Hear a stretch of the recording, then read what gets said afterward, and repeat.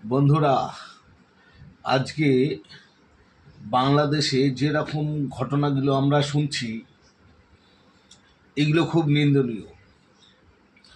আমি একজন হিন্দু সনাতনী হয়ে আজকে আমাদের দেখতে হচ্ছে যে হিন্দু সনাতনী ভাইদের, বোনদের, দিদিদের, মাদের যেরকম অত্যাচার করা হচ্ছে। আজকে আমরা ভারতবাসী, ভারত হিন্দু রাষ্ট্র আমরা করবই।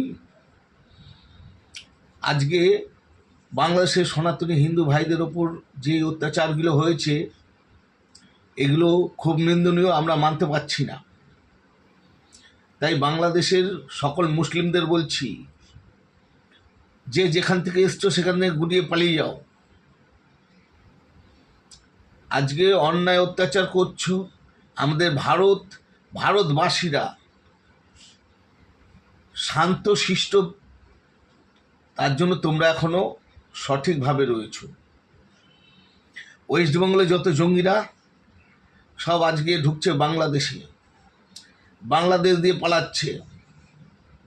তাই বাংলাদেশের সকল সনাতনী ভাইদের বলছি, লড়াই চলছে, চলবে। আগামী দিন ভারত এবং পৃথিবীর যত সনাতনী হিন্দু ভাইরা আছে তাদেরকেও আগমন করব, যে বাংলাদেশের সনাতনী ভাইদের অত্যাচার আমরা আর মানছি না।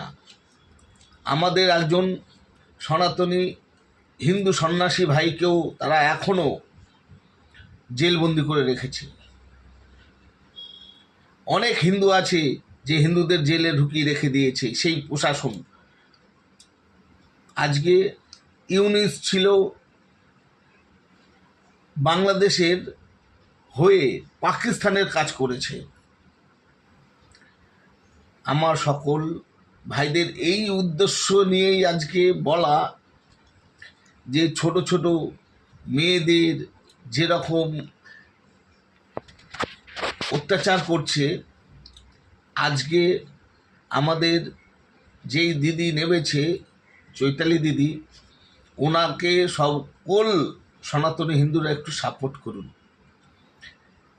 একটু সাপোর্ট করুন। আমাদের হিন্দু সনাতনীরা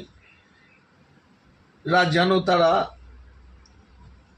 মুখ উঁচু করে বাঁচতে পারে। আমরা হিন্দু, আমরা শান্তপ্রিয়, আমরা অশান্তি চাই না। কিন্তু মা বোনের ইজ্জত চলে গেলে আমরা আর চুপচাপ থাকতে পারবো না।